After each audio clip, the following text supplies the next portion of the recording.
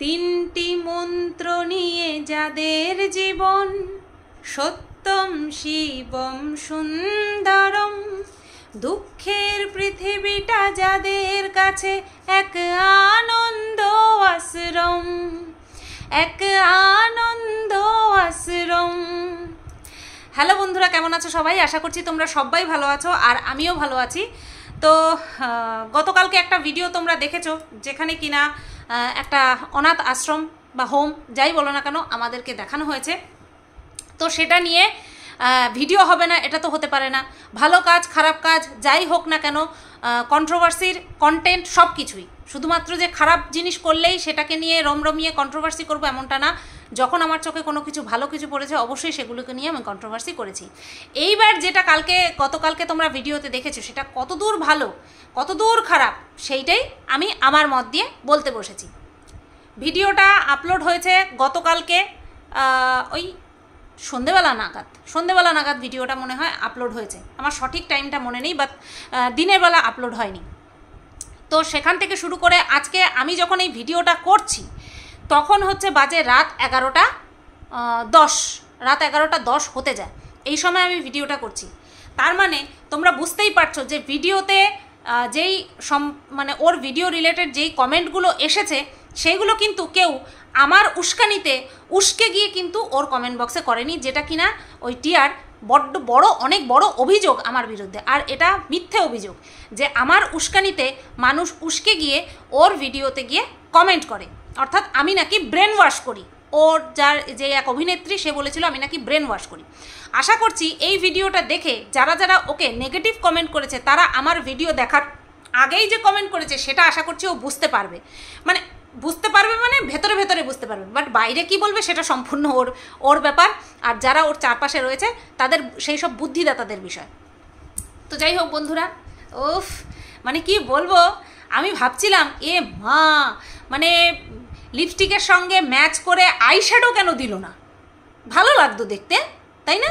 একটা অনাথ আশ্রমে যাচ্ছে, একদম কটা করে লিপস্টিক দেওয়া। আমি প্রথমে বাহ্যিক দিকটা বলি, হ্যাঁ, মানে ওর আউটলুকটার কথা বলি। একটা মানুষ দেখো, আমরা যদি শ্রাদ্ধ বাড়িতে কখনো কটা লিপস্টিক দিয়ে যাই, মানুষ কিন্তু আমাদের দিকে তাকিয়ে থাকবে কি না?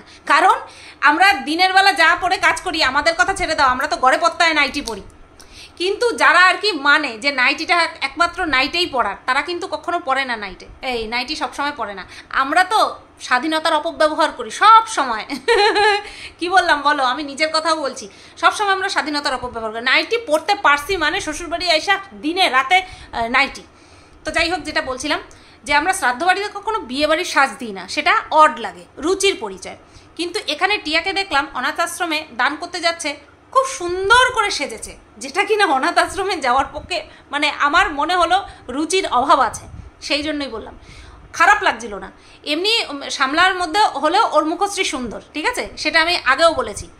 চোখ দুটো টানা টানা, ঠোঁট দুটো লাল, লজ্জা, যাই হোক সেটা নো কমেন্টস। লজ্জা আছে কিনা সেটা নো কমেন্টস, কার কতটা লজ্জা আছে সেটা আমরা কি করে বলবো। তো চোখ দুটো টানা টানা, সেটা তো ভগবান প্রদত্ত, ঈশ্বর প্রদত্ত চোখ, বেশ টানা টানা। আর ঠোঁট দুটোকে লাল করে চলে গেছে, যেটা কিনা একদম ওই জায়গার পক্ষে একদম কি বলবো একটা অড লাগছিল। তো এটা গেল ওর আউটলুকের ব্যাপার। এইবার হচ্ছে তোমার প্রথমে কমেন্ট পড়বো না, প্রথমে আমি আমার মতামত দিয়ে নিই, তারপরে আমি কমেন্ট পড়বো। হ্যাঁ, এই যে অনাথ আশ্রমে যাওয়া, আমি তোমাদেরকে বলেছিলাম না যখন ও ভিডিওটা বানিয়েছিল, যেখানটায় কিনা আমাকে মিথ্যেবাদী প্রমাণ করার জন্য বলছিল যে এই টাকা নিয়ে আমি কি করি না করি, সেটা নিয়ে আবারও মিথ্যেবাদী প্রমাণিত হবে। ভেরি রিসেন্ট, খুব তাড়াতাড়ি আবারও মিথ্যেবাদী প্রমাণিত হবে। তো ওই ভিডিওটা দেখার পরে আমি তোমাদেরকে বলেছিলাম যে কলকাতায় আসছে অনাথ আশ্রমে টাকা দান করতে, বলেছিলাম কি না? আমি মানুষের ফেস রিড করতে পারি এই ইউটিউবে এসে, কে কি বলতে চাচ্ছে, কে কি করতে চাচ্ছে। ম্যান্ডি যখন দুদিন মানে গুমনাম জায়গায় বলে যাচ্ছিল বাট দেখাচ্ছিল না, তখন আমি কিন্তু বলেছিলাম যে একটা অশনি সংকেত পাচ্ছি, ঠিক সেটাই বাস্তবায়িত হয়েছে। আর এদিকে টিয়া যখন বলেছিল কলকাতায় আসার কথা আর অনাথ আশ্রমের বিষয়টা তুলেছিল, এমন তো না আমি মানে কি বলবো ভগবান যে সব জানবো, ভেতর থেকে সব জানবো, মাথায় কি চলছে না ওর মুখ থেকেই বের করে দিয়েছিল। সেই হিসাবে আমি হিসেব করে বলেছি যে ও কলকাতায় আসছে, একটা কাজ হচ্ছে ওর অনাথ আশ্রমে আসা, অনাথ আশ্রমে দান করা। তো সেটা আশা করছি তোমাদের মিলে গেল, যে আমার প্রেডিকশনটা মিলে গেল কীভাবে। এইবার বলি, এই যে ও যে এখানটায় এসেছে, অনাথ আশ্রমেই যে দান করতে হবে সেটাও মাথায় ফিক্স করে নিয়েছে, তো সেই কারণেই এসেছে। গরিব দিন দুঃখী সবসময় ও বলে না যে আমি মানুষের পাশে দাঁড়াবো, মানুষের পাশে দাঁড়াবো, সেই জন্য ওকে কোথায় আসতে হলো, ওকে কলকাতায় আসতে হলো। মানুষের পাশে, দিন দুঃখীদের পাশে দাঁড়াতে গেলে কলকাতায় আসতে হয়। কলকাতা ছাড়া ও যেখানে বাস করে, ওর জেলা, ঠিক আছে, ওর জেলায় মনে হয় দিন দুঃখী নেই, সেই কারণের জন্য কলকাতায় এসেছে। আমরা দেখি না এই যে ইউটিউবে যে সমস্ত ব্লগাররা রয়েছে, তাদের বাচ্চাদেরকে দিন দুঃখী মনে করা হয়। এই যে যেমন আমাদের ফন্দীপের বাচ্চা, যাকে দেখে সবার মানে চোখের জল স্টোর করে রাখার মতন এত জল পড়ছে মানুষের চোখ থেকে, অথচ যারা রাস্তার পারে থাকে তাদেরকে মনে হয় ফিরেও তাকায় না, তাদের দিকে ফিরেও তাকায় না।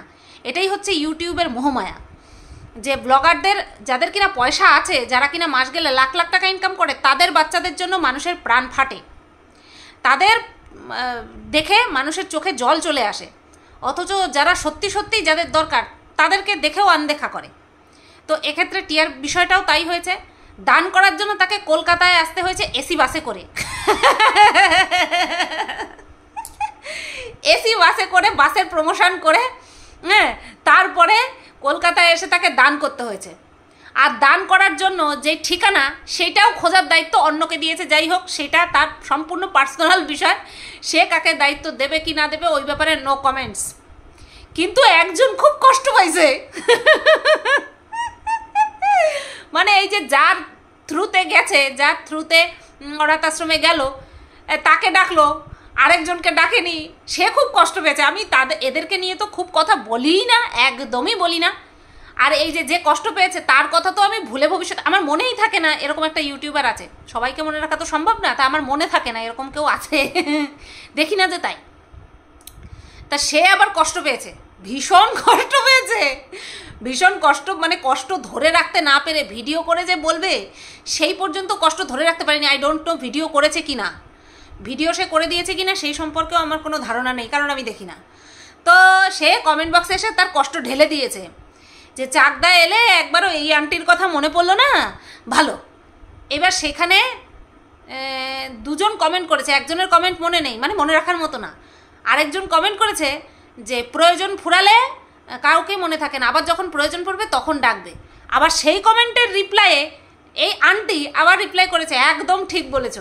আহারে টিয়া একখানা কি বলবো, দয়াকার ল হারায় ফেললো খানিকক্ষণের জন্য। আবার একটুখানি ওই ফোনে টোনে কথা বলে নেবে বা ভিডিওর মাধ্যমে কিছু বলে দেবে টিয়া, ব্যাস গলে যাবে, কারণ গলা ছাড়া উপায় নেই। মানে আমার মতন এক জায়গায় দাঁড়িয়ে ভিডিও করলে সবার লস, কিন্তু আমি আমার লস রেখেও ভিডিও করি, কারণ সেইখানটা না বিবেককে সম্মান দেওয়া হয়। আর এদের বিবেক ছেড়ে দাও, দরকার নেই, ওরা মানে কাউকে তেল মারাটাই ওদের কাছে বিবেক। আমাকে কালকে একজন কমেন্ট করেছে, টিনার সাপোর্ট নিয়ে ভিডিও করো না, টিনাকে মানে নেগেটিভভাবে ভিডিও করো, তাহলে তোমার ভিউজ অনেক বাড়বে। দেখো আমার কত চিন্তা করে, আমার কিভাবে ভিডিও করলে ভিউজ বাড়বে কমবে সেটা দর্শকরা ভালো মতন জানে, অথচ আমি জানি না। আমি তাকে একটাই রিপ্লাই করেছি যে ভিউজ বাড়ানোর জন্য পরিশ্রম করতে হয়। বলো আমি কেমন ঠেটা, মানে ঘাউড়া, হ্যাঁ, গোয়ার, যেটাকে বলে ভদ্র ভাষায় বলে গোয়ার। তো হ্যাঁ, আমি এরকম গোয়ার, আর আমার এই গোয়ার তুমিটা বজায় থাকুক, হ্যাঁ, সঠিকের জন্য বজায় থাকুক, বেঠিকের জন্য না। তো যাই হোক, টিয়ার মনে করা উচিত ছিল, দুটো আন্টিকেই খুশি করা উচিত ছিল। একটা আন্টিকে খুশি করলো, একটা আন্টিকে ভিডিওতে দেখালো, তার সুনাম করলো, সেও তার ভিডিওতে দেখালো, আর আরেকটা আন্টি বাদের খাতায় পড়ে গেল, বহুত না ইনসাফি হুয়া। ওই দেবশ্রী না শ্রীদেবী কি নাম, উসকে সাথ বহুত না ইনসাফি হুয়া। আমি ফিল করতে পারছি সে কতখানি কষ্ট পেয়েছে। বাবা, লাইফে একজনের সঙ্গে দেখা করে যেই ঝামেলা পোহাচ্ছি, বিশ্বাস করো আর কারোর সাথে দেখা করার ইচ্ছা নাই। আর যদিও বা দেখা করি সেটা শুধুমাত্র ব্লগিংয়ের জন্য, কন্ট্রোভার্সির জন্য না, ঠিক আছে। আচ্ছা, এই তো গেল এই কমেন্ট বক্সে ওই জনের কথা, যেটা নিয়ে আমার খুব হাসি, কষ্ট, খুব কষ্ট হয়েছে। সেই কষ্টটা প্রকাশ করলাম, ঠিক আছে। আচ্ছা, এইবার আসি মেন কথায়।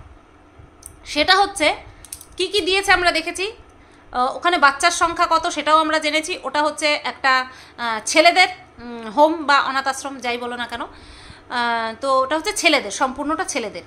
আরও একবার থেকে গেছে, এবার মনে হয় মেয়েদের অনাথ আশ্রমে দান করবে নাকি, মানে ছেলেদেরকে দান করবে মেয়েদেরকে দান করবে না, তাই কি হয়, হয়তো হতে পারে, হয়তো। আবার বলো না কৃষ্ণনগরে একটা কাজ আছে, দেখা যাক।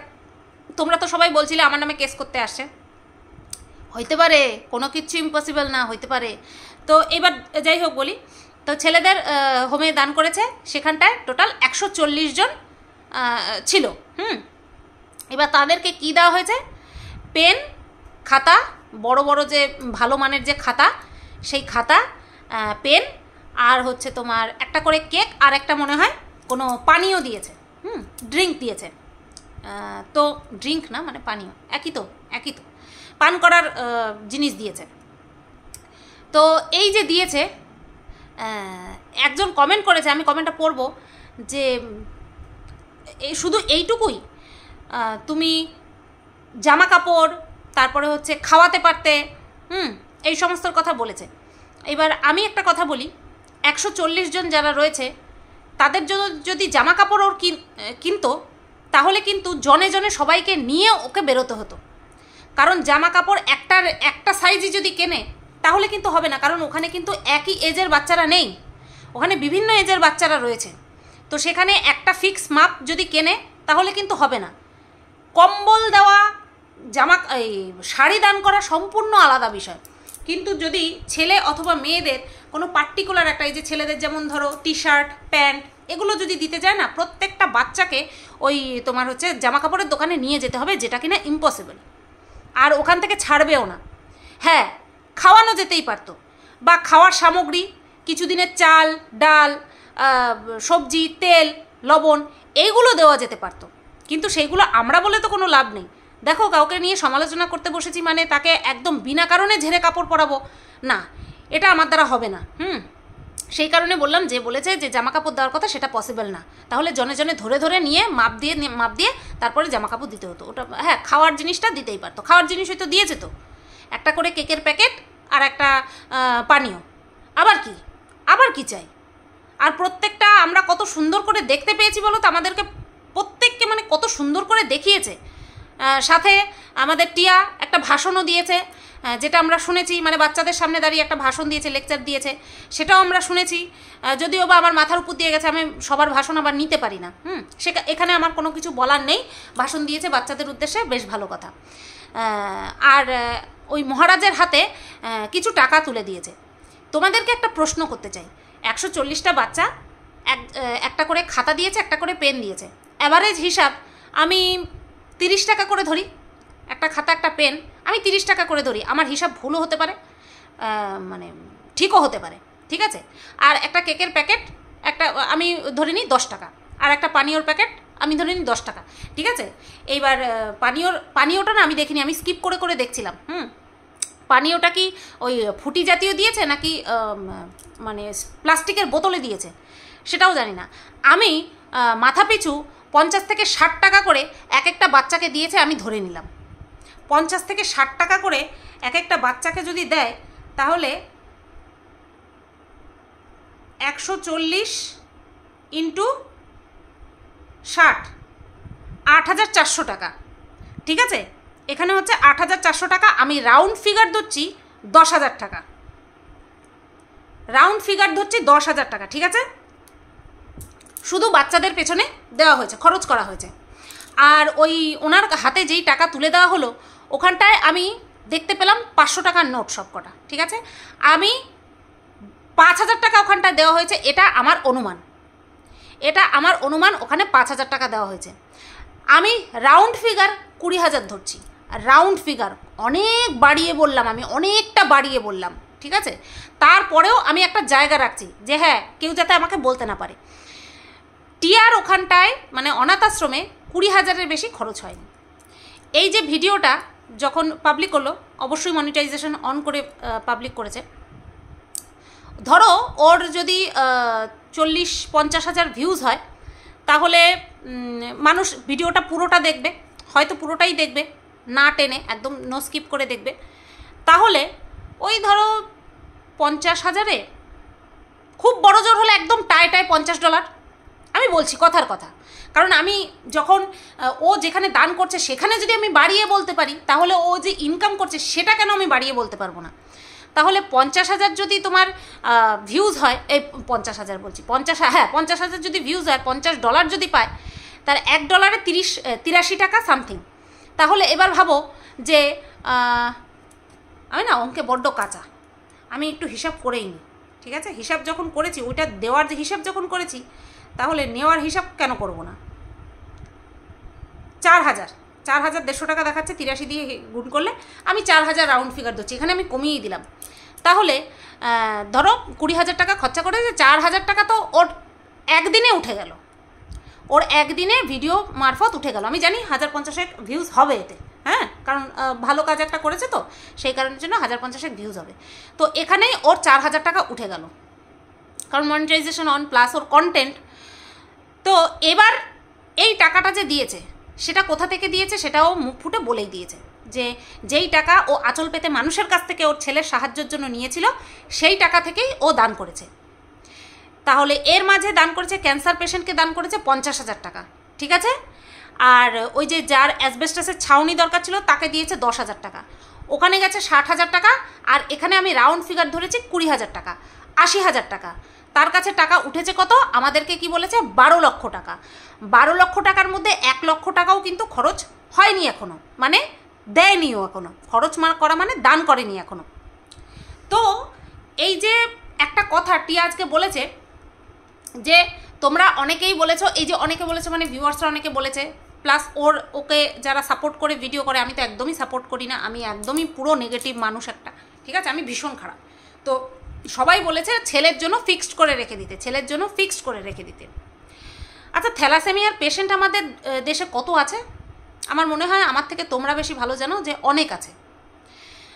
একজন থ্যালাসেমিয়া পেশেন্টের বাবা মা যারা কিনা মাস গেলে 2 লক্ষ টাকার কাছাকাছি ইনকাম করে, আমি রাউন্ড ফিগার 1 লক্ষ টাকাই, 1.5 লক্ষ টাকাই ধরছি, 1.5 লক্ষ টাকা।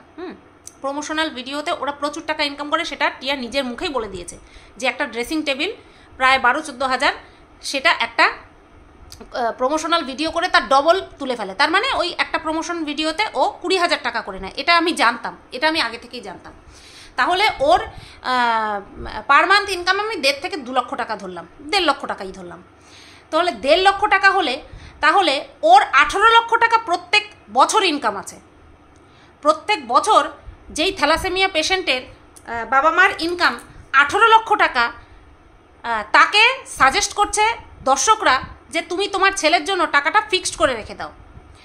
এরকম অনেক বাবা মা আছে যারা কিনা তার শুধু থ্যালাসেমিয়ার পেশেন্ট না, অন্য অনেক চিকিৎসার জন্য পয়সা খরচা করতে পারছে না, তাদেরকেও দেবে না, তুমি নিজের জন্য রেখে দাও। তো এই ধরনের পরামর্শ যারা দিয়েছে তাদের পরামর্শকে একদম বেদবাক্য মনে করে টিয়া কী করেছে, টিয়া কী করবে বললাম, যে এবার আমি আমার ছেলের জন্য ফিক্সড করে রেখে দেবো। এটা আমরা বহু আগে থেকেই জানতাম যে বহু টাকা একসাথে গ্রাস করতে গেলে শুকে ফেলে দিতে হয়। হ্যাঁ, খাওয়ার আগে সামনে যদি মানুষ বসে থাকে, তারা যাতে তাদের কুদৃষ্টি অর্থাৎ এখানে কুদৃষ্টি না, তাদের এই যে ভেতরে যে ক্ষুধা রয়েছে, সেই ক্ষুধার দৃষ্টিটা যেন তার খাওয়ারের উপরে না পড়ে, তার জন্য কি করে, শুকে ফেলে দেয়। এখানটায় টিয়া নিজের ছেলের জন্য ফিক্সড ডিপোজিট করার জন্য, টাকাগুলো ফিক্সড করার জন্য এই যে টোটাল 80,000 টাকা, আমি রাউন্ড ফিগার চলো 1 লাখ টাকা ধরলাম, শুকে ফেলে দিল। তার সাথে সাথে সমাজসেবীর ভূমিকা পালন করলো, দাতা কর্ণের মানে যে ও যে দাত্রী হয়েছে সেটার ট্যাগটা নিল, অনেক কিছু করে ফেলেছে, সমাজে নিজের একটা গুড ইমেজ তৈরির চেষ্টা করেছে। কতটা হয়েছে সেটা তো ইন ফিউচার মানুষে বলবে। তো এটা যে হওয়ার ছিল সেটা আমি এবং আমার মতন কিছু মানুষ আচ্ছাসে জানতাম, খুব ভালো করে জানতাম যে টিয়া এটাই করবে। শুকে ফেলে দেওয়ার মতন মানুষকে হেল্প করার নাম করে নিজের ইমেজটাকে ঠিক রাখলো এবং বাকি টাকা ছেলের নামে রেখে দেবে।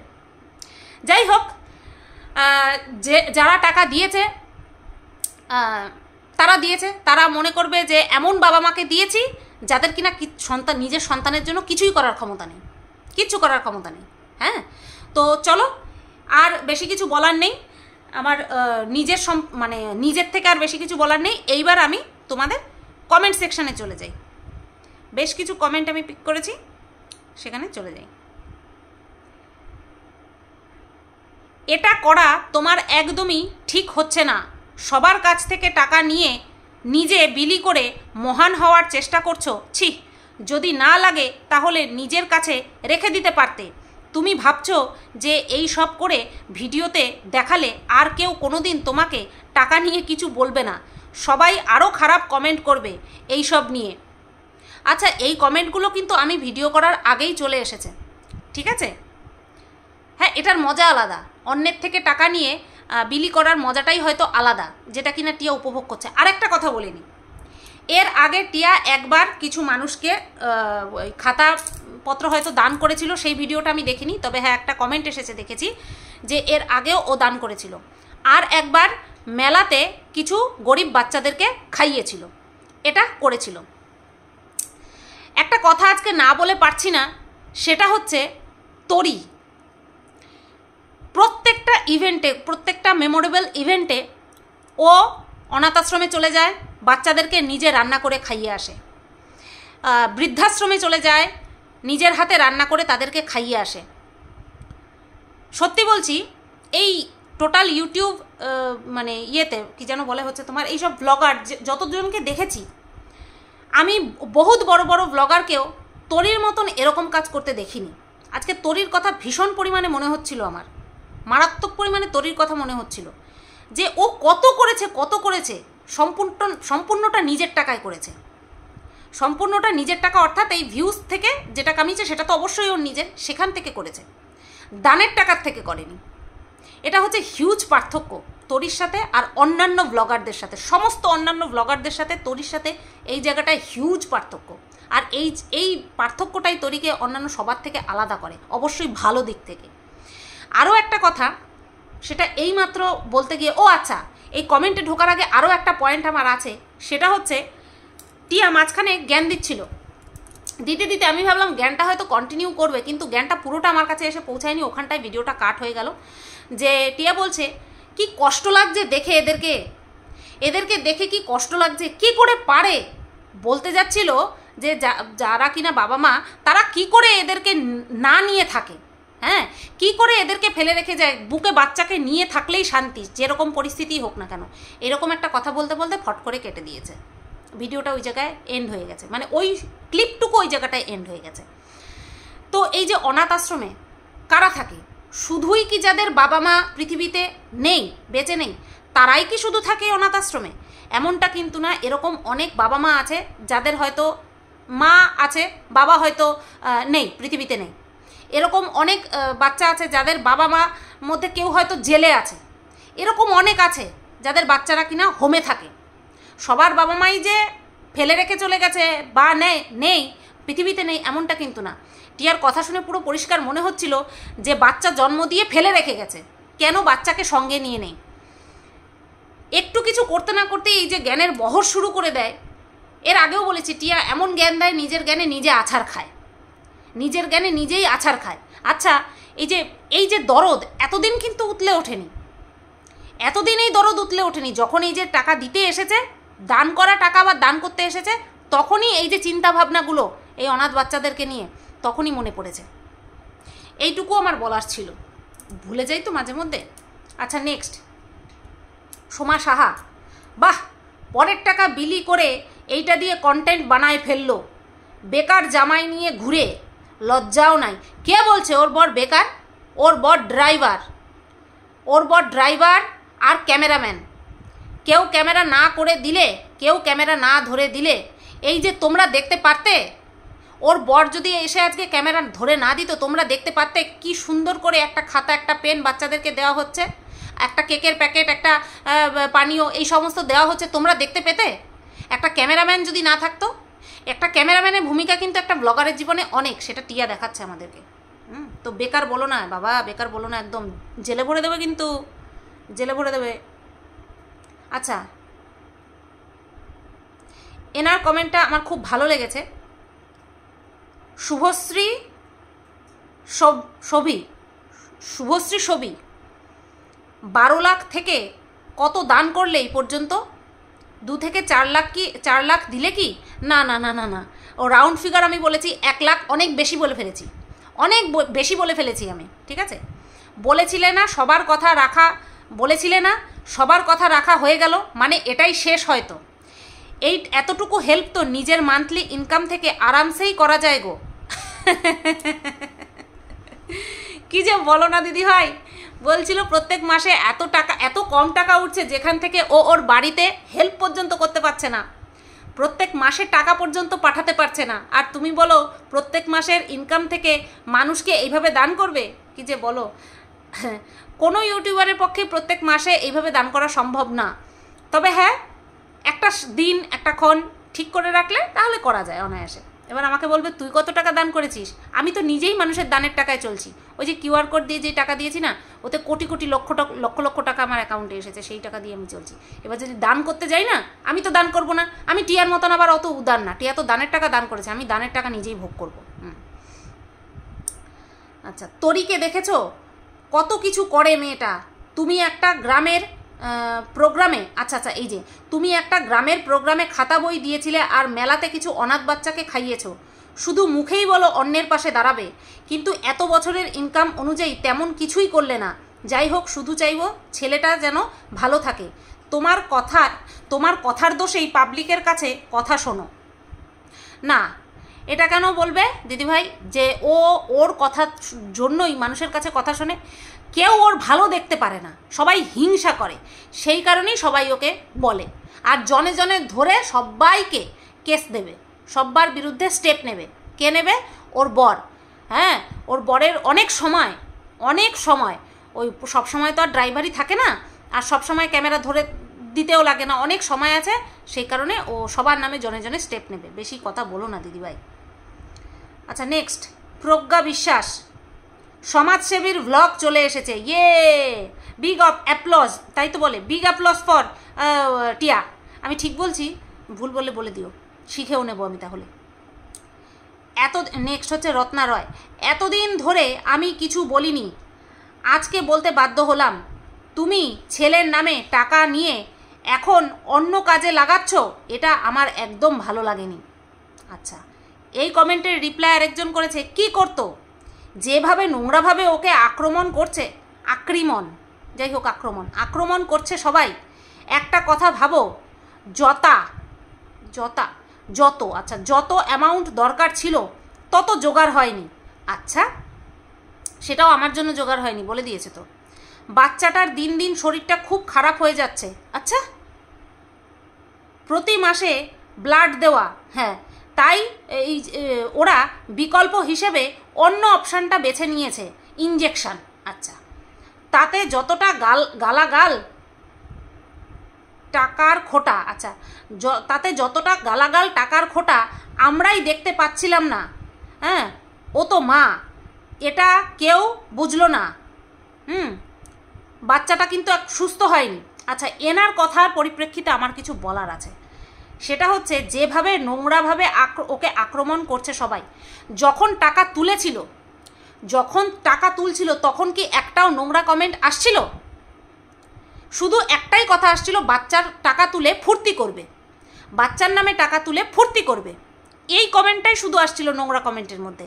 তাও তখন আমার মতন আমার মতন না, আমি ওকে নিয়ে কোনো নেগেটিভ কন্ট্রোভার্সি করিনি, তা সত্ত্বেও এই কমেন্টগুলো আসছিল। আর তারপরেও আমার নামেই দোষটা দেওয়া হয়েছে যে আমার জন্য নাকি টাকা জোগাড় হয়নি। আমি যখন ওদের সাপোর্টে কথা বলছিলাম তখন থেকেই ওদের কমেন্ট বক্সে এই কমেন্ট আসছিল যে বাচ্চার নামে টাকা তুলে ফুর্তি করবে।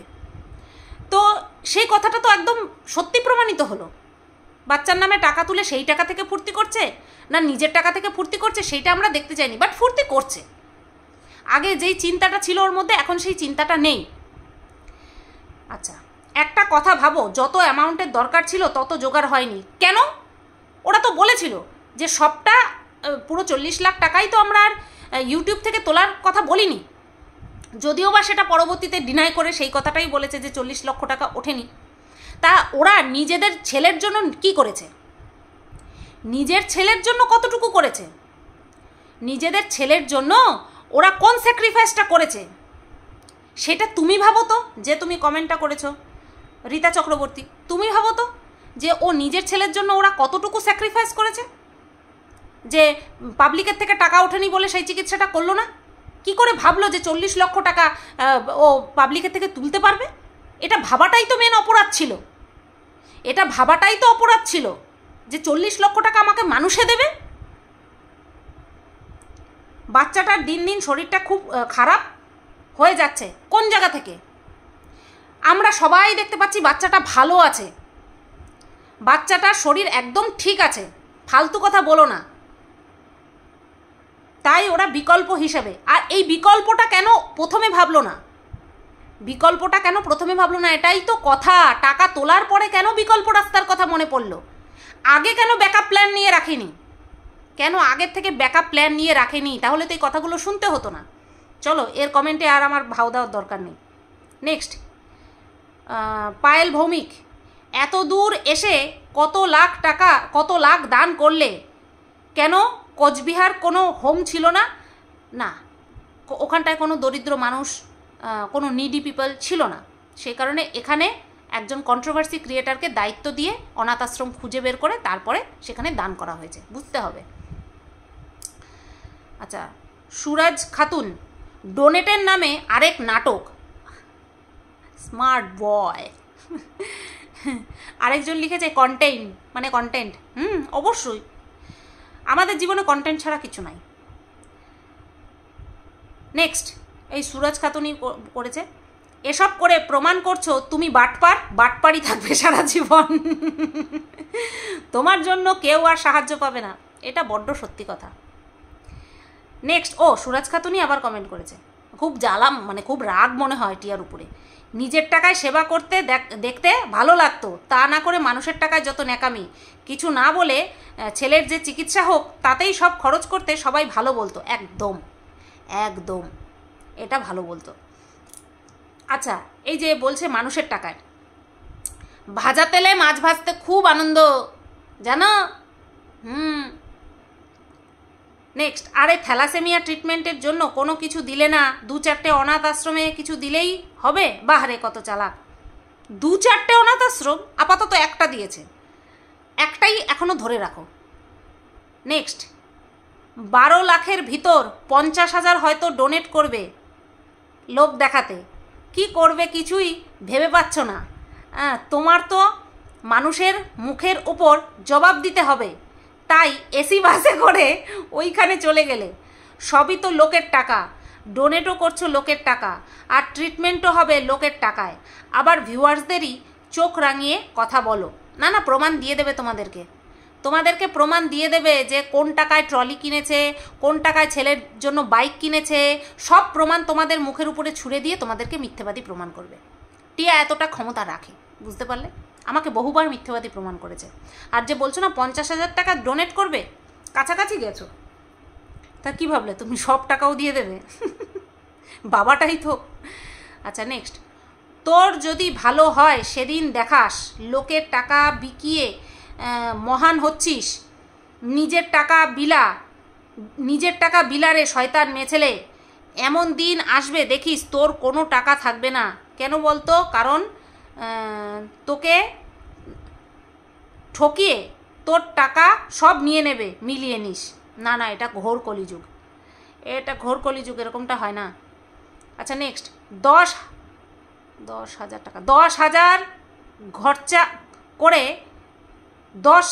1 লাখ টাকার নাম কামাতে চাইছে। আচ্ছা, আমার মনে হয় টোটাল ও 80,000 টাকা খরচা করেছে এতদিন পর্যন্ত, যাকে দান করেছে। নেক্সট, তুমি বহুত চালাক, কয়েক হাজার দান করে সব টাকা নিজের কাছে রাখার জন্য এই নাটকটা করলে। একজন উত্তর দিয়েছে, আমিও সেটাই ভাবছি, স্মার্ট। নেক্সট, এখন দেখছি অভিনয়টা ভালোই করো, সঙ্গীতা বিষ্ণু। এখন দেখছি অভিনয়টা ভালোই করো, তোমার বোনের কাছে থেকে যাও, দেখো হয়তো অভিনয়ের সুযোগ পেয়ে যাবে। আরেকজন রিপ্লাই করেছে, শোনো, এই রিপ্লাইটা আমার খুব ভালো লেগেছে। যদি তুমি প্রযোজক ও পরিচালক হও তবে টিয়া অভিনয় করবে, কারণ এটা হবে কারণ, 9টা হয়ে গেছে। কারণ তোমার থেকে অনেক কিছু শেখার আছে, যত সব ফালতু লোকে ভরে গেছে সোশ্যাল মিডিয়া। দুটো কমেন্টই ভালো লেগেছে। আচ্ছা নেক্সট আর লাস্ট, এটাই তো চালাকি। আচ্ছা ওই বুড়ির কথা বলেছে, ঠোটকাটা বুড়ি ভালো বুদ্ধি দেয়, চোরে চোরে মাস্তু তো মাসি বঞ্জি, 22 লাখ পেয়ে 20-25 হাজার খরচ করাই যায়, মনে মনে জানো টাকা রেখে দেবে, এত ন্যাকামি করে এত কথা বলছো কেন, ন্যাকা কান্না করেছিলে কেন? আর কি করা যাবে বলো, যা হওয়ার হয়ে গেছে, মানুষের যা দেওয়ার দিয়ে ফেলেছে, আর ওর যা নেওয়ার নিয়ে ফেলেছে, এটাই হচ্ছে বাস্তব সত্যি কথা। যা করার করে ফেলেছে, যা নেওয়ার নিয়ে ফেলেছে, এখন এগুলো করছে মানুষের কথা থেকে বাঁচার জন্য, আর কিচ্ছু না। দেখা যাক ওর এই যে প্রচেষ্টা মানুষের মুখ থেকে রেহাই পাওয়ার, সেটা কতদিন ওকে ঢেকে রাখতে পারে। সবাই তোমরা ভালো থেকো, সুস্থ থেকো, আর ভিডিওটা কেমন লাগলো অবশ্যই কমেন্ট করে জানিয়ে দিও। টাটা।